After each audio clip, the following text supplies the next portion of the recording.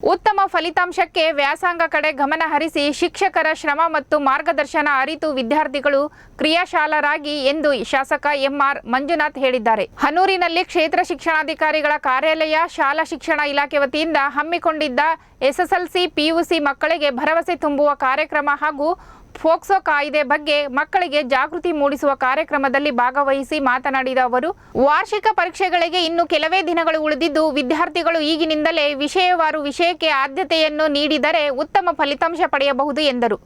ಇನ್ನು ವಿದ್ಯಾರ್ಥಿಗಳು ತಂದೆ ತಾಯಿಗಳ ತ್ಯಾಗ, ಶಿಕ್ಷಕರ ಶ್ರಮ ಮತ್ತು ಮಾರ್ಗದರ್ಶನವನ್ನು ಅರಿತು ನಿರಂತರ ಅಧ್ಯಯನದಲ್ಲಿ ತೊಡಗಿಸಿಕೊಳ್ಳಬೇಕು. ಪಟ್ಟಣ ಪ್ರದೇಶಗಳಿಗೆ ಹೋಲಿಕೆ ಮಾಡಿದರೆ ಉತ್ತಮವಾದ ಪರಿಸರ ವಾತಾವರಣವನ್ನು ಹೊಂದಿರುವ ಗ್ರಾಮೀಣ ಭಾಗದ ವಿದ್ಯಾರ್ಥಿಗಳು ಪ್ರಕೃತಿಯನ್ನೇ ಶಕ್ತಿಯನ್ನಾಗಿಸಿ ಮುನ್ನುಗ್ಗಬೇಕೆಂದು ಸಲಹೆ ನೀಡಿದರು. ಮಾಡಲಿಕ್ಕೆ ತೀರ್ಮಾನ ತಗೊಂಡ ತಕ್ಷಣ ಹಾಗೂ ಮಾನ್ಯ ಕ್ಷೇತ್ರ ಶಿಕ್ಷಣಾಧಿಕಾರಿ ಅವರು ಸಹ ಬಹಳ ಈಗ ಏನಾದ್ರು ಒಂದು ಟಾಸ್ಕ್ ಅಂತ ಹೇಳಿದಾಗ, ಬಹುಶಃ ವಿಚಾರ ಹೇಳಿದಾಗ ಅದನ್ನ ಸಂಪೂರ್ಣವಾಗಿ ಗ್ರಹಿಸಿ ಇವ್ರು ಏನು ಹೇಳಿದ್ದಾರೆ, ಇದಕ್ಕೆ ಪೂರಕವಾಗಿ ಏನು ಸಿದ್ಧತೆ ಆಗಬೇಕು, ಏನು ಮಾಡಿದ್ರೆ ಅದು ಸಕ್ಸಸ್ನ ನಾವು ಕಾಣ್ಬೋದು ಅನ್ನೋ ನಿಟ್ಟಿನಲ್ಲಿ ಬಹುಶಃ ಅವರು ಮುಂಚೂಣಿಯಲ್ಲಿದ್ದು ನಾನು ಹೇಳಿದಂಥ ವಿಷಯ ಬಹಳಷ್ಟು ಅದನ್ನ ಅರ್ಥಪೂರ್ಣವಾಗಿ ತಗೊಂಡು ಇವತ್ತು ಈ ಒಂದು ಕಾರ್ಯಕ್ರಮ 4ನೇ ಕಾರ್ಯಕ್ರಮ ನಮ್ಮ ತಾಲೂಕಲ್ಲಿ ರಾಮಾಪುರ ಮುಗಿಸ್ತೀವಿ, ಹನೂರಲ್ಲಿ ಮುಗಿಸ್ತೀವಿ, ಮತ್ತೆ ಇಲ್ಲಿ ಬಂದಿದೆ, ಮತ್ತೆ ಹೂಗ್ಯದಲ್ಲೂ ಆ ಒಂದು ಸೆಂಟ್ರಲ್ಲಿ ನಾವು ಮಾಡಲಿದ್ದೇವೆ. ಇನ್ನು ಉಳಿದಂತ ಇನ್ನ 3 ಬರ್ತಕ್ಕಂಥದ್ದು ಮಣಗಳ್ಳಿ, ಹನೂರು ಮತ್ತೆ ಲೋಕನಹಳ್ಳಿ. ಬಹುಶಃ ಇನ್ನು ಮುಂದುವರೆದು ಪಾಳ್ಯ ಹೋಬಳಿ ಸಹ ನಾವು ಮಾಡ್ಬೇಕಂತ ಅಂದ್ಕೊಂಡಿದ್ದೇವೆ.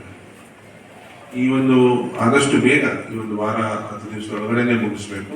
ಬಹುಶಃ ನಿಮಗೆ ಆ ಒಂದು ಸಮಯ ಈಗ ಕೊನೆಯ ಒಂದು ಕ್ಷಣ, ಈಗ ನಿಮ್ಮ ಏನು ಕನ್ಸಾನಡು ಈಗ ಏನು ನೀವು ಇಷ್ಟು ವರ್ಷಗಳ ಒಂದು ಕಲಿಕೆನ ಈಗ ನಿಮ್ಮ ಪಬ್ಲಿಕ್ ಎಕ್ಸಾಮ್ ಮುಖಾಂತರ ನೀವು ಬರೆಯಲಿಕ್ಕೆ ಹೋದಾಗ ಅಲ್ಲಿ ನೀವು ಬಹಳಷ್ಟು ಅಂಕಗಳನ್ನ ಗಳಿಸಿದಾಗ ಅದು ಕನ್ನಡಕ್ಕೆ ಬರ್ತಕ್ಕಂಥದ್ದು.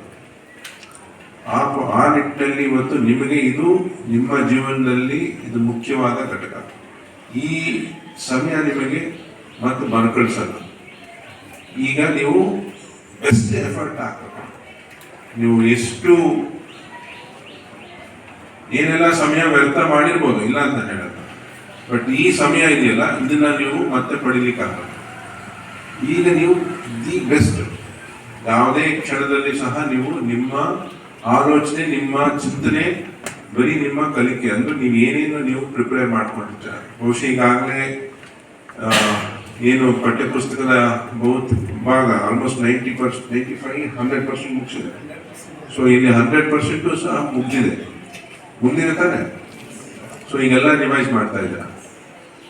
ಸೊ ನೀವು ಎಲ್ಲೇ ಕೂತ್ರು ನಿಂತರು ನಿಮ್ಮದೇ ಆದ ಒಂದು ಆಲೋಚನೆಯಲ್ಲಿ ನೀವು ಯಾವ ಒಂದು ಆಂಗಲ್ ಅಲ್ಲಿ ಅಥವಾ ನಿಮಗೆ ಗೊತ್ತಿದೆ ನೀವು ಯಾವುದರಲ್ಲಿ ವೀಕ್ ಇದ್ದೀರಾ, ಯಾವುದರಲ್ಲಿ ನಿಮ್ಮ ಸ್ಟ್ರೆಂತ್ ಇದೆ, ನಿಮ್ಮನ್ನು ನೀವು ಇವ್ಯಾಲ್ಯೂಯೇಟ್ ಮಾಡ್ಕೊಳ್ಳಿ. ನಿಮ್ಮನ್ನು ನೀವು ಒಂದು ಉದಾಹರಣೆಯಾಗಿ ನಿಮಗೆ ನೀವೇ ಸಾಟಿ, ನೀವು ಬೇರೆ ಯಾರು ಆಗ್ಲಿಕ್ಕೆ ಸಾಧ್ಯನೇ ಇಲ್ಲ.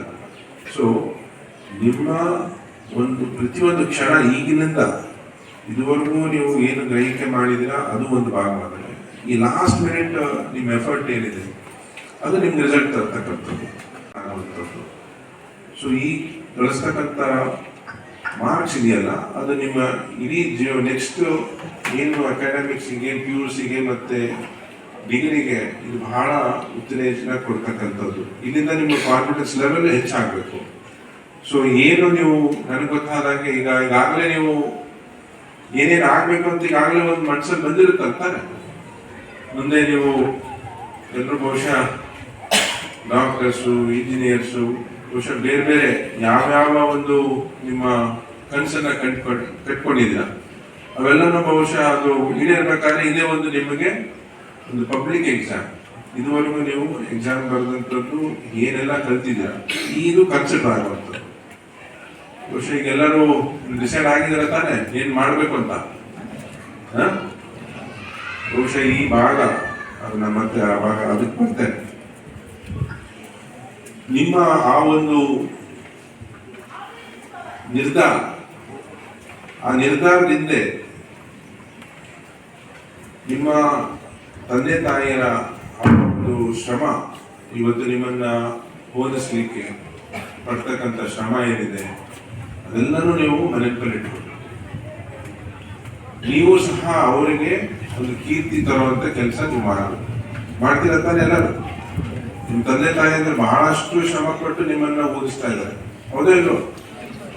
ಅವರಿಗೆ ನೀವು ಏನು ಕೃತಜ್ಞತೆಯಾಗಿ ಅಥವಾ ಒಂದು ಅವರಿಗೆ ಅವ್ರು ಸಂತೋಷ ಪಡಿಸೋದನ್ನ ಯಾವ ಮುಖಾಂತರ ಸಂತೋಷ ಪಡಿಸ್ಲಿಕ್ಕೆ ಸಾಧ್ಯ? ನೀವು ಹೆಚ್ಚು ಅಂಕಗಳು ಗಳಿಸಿ ನೀವು ಸಹ ಯಾರಿಗೂ ಕಮ್ಮಿ ಇಲ್ಲ,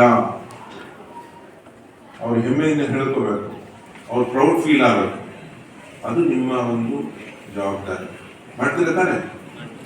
ಅವ್ರನ್ನ ಪ್ರೌಡ್ ಫೀಲ್ ಮಾಡಿದ್ರೆ ಬಹುಶಃ ನಿಮ್ಗೆ ಸಿಗುವಂತ ಖುಷಿ ನಿಮಗೆ ಅದು ಸಾಟಿ ಇಲ್ಲ, ಅವ್ರಿಗೂ ಆ ಖುಷಿಗೂ ಸಾಟಿ ಇಲ್ಲ. ಅದನ್ನ ನೀವು ಒಂದ್ಸಾರಿ ಮಾಡ್ಬೋದು, ಗೊತ್ತಾಗತ್ತೆ. ಅದರ ಒಂದು ತುಂಬಾನೇ ಇಷ್ಟ ಆಗುತ್ತೆ.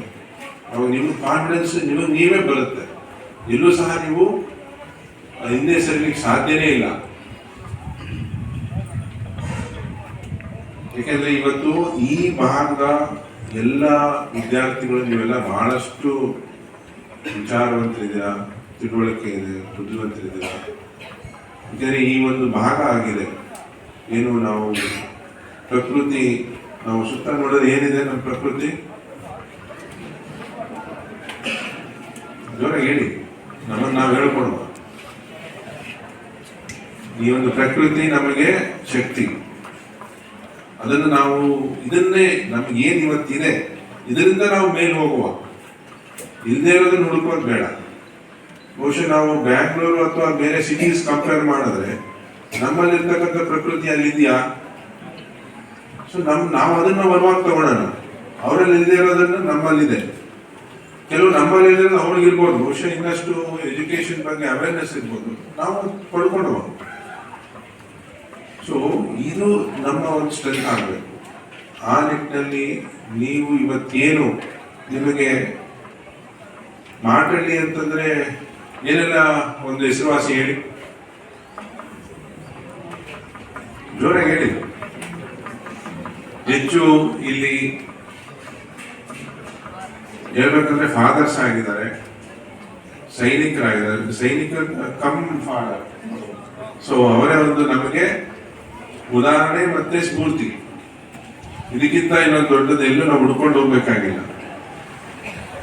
ಅದೇ ತರ ನಮ್ಮ ನರ್ಸಸ್ ಬಹಳಷ್ಟು ಜನ ಇಲ್ಲಿಂದ ಆಗಿದ್ದಾರೆ. ಟೀಚರ್ಸು ಬಹುಶಃ ಅದು ಅತಿ ಹೆಚ್ಚು ಟೀಚರ್ಸ್ ಇಲ್ಲಿಂದ ಹೊರಗಡೆ ಎಲ್ಲ ಬಂದು ಇವತ್ತು ನಮ್ಮ ತಾಲೂಕು ಮಟ್ಟ ಮತ್ತೆ ರಾಜ್ಯಕ್ಕೆ ಹೋಗಿದ್ದಾರೆ. ಬಹಳಷ್ಟು ಸಕ್ಸಸ್ಫುಲ್ ಬಿಸ್ನೆಸ್ ಮೆನ್ಸ್ ಇದ್ದಾರೆ ಇಲ್ಲಿ. ನಿಮಗೆಲ್ಲ ಕೇಳಿದಿರ ತಾನೆ ಇಲ್ಲಿ ಈ ಭಾಗದಲ್ಲಿ ಆಗಿರ್ತಕ್ಕಂಥವ್ರು. ಜೊತೆಗೆ ನೀವು ಮಾಡಬೇಕಾಗಿರೋ ಇನ್ನೂ ಒಂದು ಮುಖ್ಯವಾದ ಕೆಲಸ, ನಿಮ್ಮ ಒಂದು ಟ್ಯಾಲೆಂಟ್ಗೆ ಬಹುಶಃ ನೀವು ಒಬ್ಬೊಬ್ಬರದೊಂದು ಟ್ಯಾಲೆಂಟ್ ಇರುತ್ತೆ, ಹೌದಾ ಇಲ್ವೋ? ಒಬ್ಬರಿಗೆ ಗಣಿತದಲ್ಲಿ ಹೆಚ್ಚು ಟ್ಯಾಲೆಂಟ್ ಇರ್ತಂದ್ರೆ ಒಬ್ಬರಿಗೆ ಸೋಷಿಯಲ್ ಇರ್ಬೋದು, ಇನ್ನೊಬ್ಬರಲ್ಲಿ ವಿಜ್ಞಾನದಲ್ಲಿ ಇರ್ಬೋದು. ಆ ಮಕ್ಕಳು ನೀವು ಮಾಡಬೇಕಾಗಿರೋದು, ನನ್ನ ಒಂದು ಅಭಿಪ್ರಾಯ ಏನಪ್ಪ ಅಂದ್ರೆ, ಅಭಿಪ್ರಾಯ ಮತ್ತೆ ಅನುಭವ, ನೀವು ನಿಮ್ಮ ಸಾಧಕರ ಬಗ್ಗೆ ನೀವು ಹೆಚ್ಚು ಆಸಕ್ತಿ ವಹಿಸ್ಬೇಕು. ಏನಿವತ್ತು ಯಾವ್ಯಾವ ಫೀಲ್ಡ್ ಅಲ್ಲಿ ಸಾಧಕರು ಬಗ್ಗೆ ನೀವು ಹೆಚ್ಚು ಒಂದು ನೀವು ಅವ್ರನ್ನ ಕಂಪೇರ್ ಮಾಡಿಕೊಂಡಾಗ ಅಥವಾ ಒಂದು ಹೋಲೈಸ್ಕೊಂಡಾಗ ಅಥವಾ ನಿಮ್ಮ ಒಂದು ಏನು ಜೀವನದಲ್ಲಿ ನೀವೆಲ್ಲ ಒಂದು ಕಷ್ಟದಲ್ಲಿ ಅಥವಾ ಒಂದು ಏನು ಮೇಲ್ ಬರ್ತಾ ಇದ್ದೀರಾ, ನಿಮಗೂ ಅವರಿಗೆ ಅದು ಕನೆಕ್ಟ್ ಆಗಬೇಕು ಅಂತ ಒಂದು ವಿಚಾರಗಳನ್ನ ನೀವು ಹೆಚ್ಚು ಒತ್ತು ಕೊಡ್ತಕ್ಕಂಥದ್ದಾಗಬೇಕು. ಮಾಡ್ತೀರಾ? ಬಹುಶಃ ಅದ್ರ ಬಗ್ಗೆ ತಿಳ್ಕೊತೀರಾ?